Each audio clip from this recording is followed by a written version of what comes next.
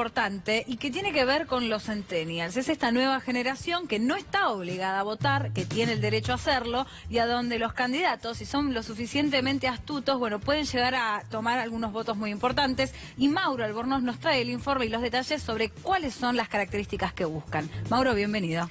¿Qué tal? Muy buenas tardes. Sí, hablamos de una encuesta nacional que hizo Ipsos, que justamente analizó a los jóvenes argentinos, a los pibes y pibas de 18 a 24 años, que representan el 22% del padrón electoral. Hablamos de más de 6 millones de argentinos y argentinas que están en condiciones de votar al próximo presidente argentino y ciertas conclusiones a las que arriba este estudio, que puntualmente habla de una generación que le interesan los valores, que no la caretea, como podríamos decirlo, en el lenguaje centennial, y puntualmente qué esperan, ¿no?, del candidato, cómo viven, qué sienten y cómo atraviesan la crisis argentina. Vamos a mostrarlo en una placa, puntualmente lo que tiene que ver con esta generación que le interesan los valores reales. Muchos esperarían que... O sea, vota diferente, votan distinto. Votan distinto, o por lo menos esperan distinto de los candidatos. Ahí estamos viendo esto que tiene que ver con cuáles son aquellos atributos que esperan del candidato a resolver. El 52 debe resolver la inflación, después preocuparse por la pobreza,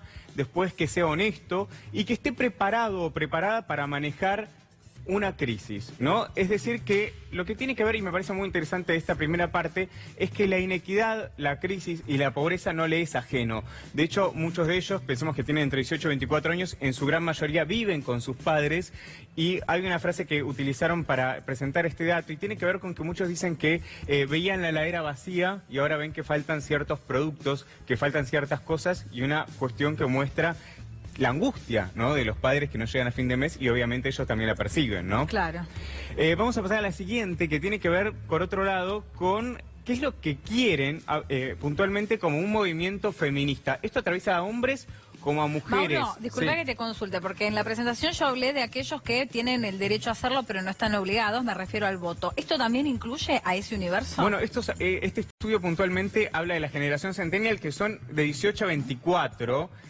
Sí, aquellos, recordemos, que tuvieron un problema al momento de ingresar al padrón, que no estaban, que son aquellos que son mayores de 16 años, pero estos están obligados a votar. Es decir, los que son mayores de 18 años tienen que presentarse. Son 6 millones. Y puntualmente pensemos en un escenario de balotaje. Un 22% es un número muy importante. ¿Cuánta gente? ¿Cuánto? 6 millones, 22% del padrón electoral. Muy importante. Pensemos un posible balotaje, un 22% es un porcentaje bastante interesante. Este dato me parece bastante bueno mostrar lo que tiene que ver con que es un movimiento feminista, tanto hombres como mujeres. El 62% cree que es muy importante que el candidato se defina sobre el tema del aborto, si está a favor, si está en contra, y el 84%, un porcentaje bastante interesante, considera que es necesario y que está muy de acuerdo en que se cumpla la ley de educación integral, algo que, como hemos visto acá en C5N, no se cumple en muchísimas provincias y que los pibes quieren que esto ocurra, ¿no? ¿Puedo ser un poco pesimista? Sí. Hay un 38% de jóvenes entre 18 y 24 años que no les parece importante. Digo pesimista porque yo particularmente estoy a favor, digamos, no como una cuestión. Hay un 38% de 4 de cada 10 jóvenes que no les parece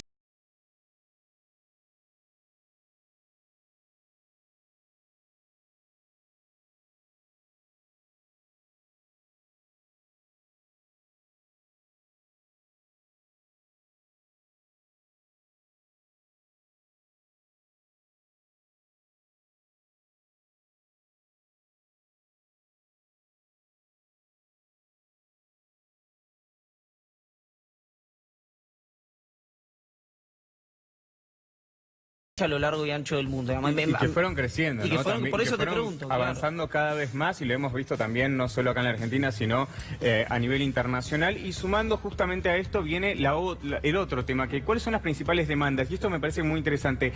Trabajo para todos, en especial para jóvenes, distribución justa del ingreso, industria nacional, protección del medio ambiente, respeto de la diversidad. Y este punto, lo que tiene que ver con la protección del medio ambiente, es algo que atraviesa la juventud en todo el mundo. Lo hemos visto en Europa, cómo creció el Partido Verde, el partido que impulsa políticas de la crisis climática, y algo que también tiene que ver con cómo les vamos a dejar el mundo, ¿no? Quiero decir que todos los que demandan eso lo hacen desde una fantástica ignorancia.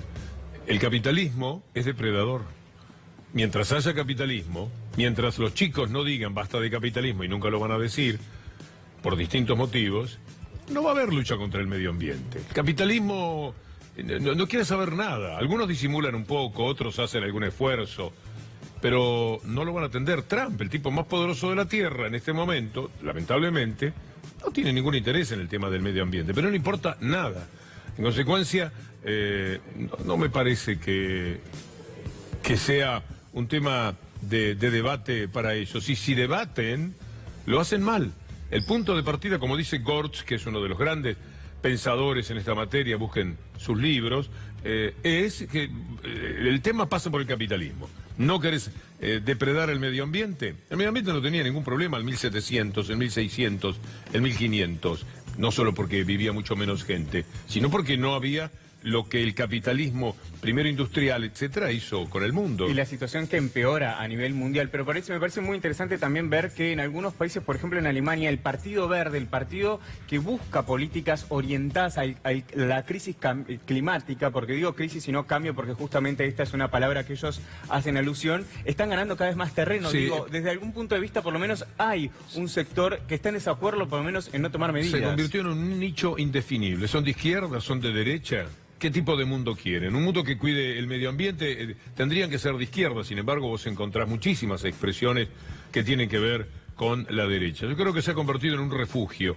El que, por ejemplo, aquí no ha ganado terreno un partido verde, pero es un lugar fantástico para decir yo no estoy ni con los unos ni con los otros, una especie de calle del medio o algo por el estilo, y luchás por un ideal que ¿quién lo va a compartir? ¿No querés que sea más limpia la tierra? ¿No querés que sea mejor el oxígeno? Está bien, todos queremos eso. Pero, ¿de qué manera lo vamos a hacer? Luchando contra el capitalismo, y ahí se detienen, porque la mayoría de los chicos están formados dentro del sistema capitalista. Y ni siquiera se les va a ocurrir a muchos de ellos ponerle un dique a ese sistema. Siempre que piensen en la cuestión del medio ambiente, plantéenselo desde el lado de la discusión con el capitalismo. Y muchos que hacen alusión a esta cuestión que esperan que los políticos tomen medidas respecto a los agrotóxicos, ¿no? Como una medida que esperan en lo que tiene que ver con el cambio climático. Y por último, lo que tiene que ver con a quienes votarán los centennials, y este dato es bastante interesante. El 46% afirma que no simpatiza con ningún partido, después hay un 10% que se identifica con uno y el 25% que deja la puerta abierta para justamente en algún futuro poder ser identificado. O sea que ese 46% tranquilamente podría traducirse en indecisos, si no les interesa, si no simpatizan con ningún partido. Bueno, Es muchas interesante. encuestas hablan del 18 al 20% Yo de he los visto indecisos, encuestas ¿no? que llegan a superar el 30% de indecisos, lo cual no me sorprende para nada porque en México la elección de López Obrador, entre el 18 y el 22, no me acuerdo, decidió ese voto ese mismo día.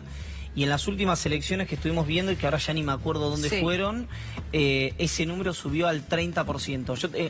El número me refiero de la gente que elige, que vota el día que se levanta de la elección y va a poner la boleta, digamos, donde se vote con papel, o va a firmar donde se vote con boleta única, el mismo día de la elección. Lo cual 30 puntos de indecisos te vuelcan la elección para Para un cualquier lado u lado. otro. Sí, y sin duda, y la forma en la que lo presento con el título de que los jóvenes están descontentos con la política tradicional.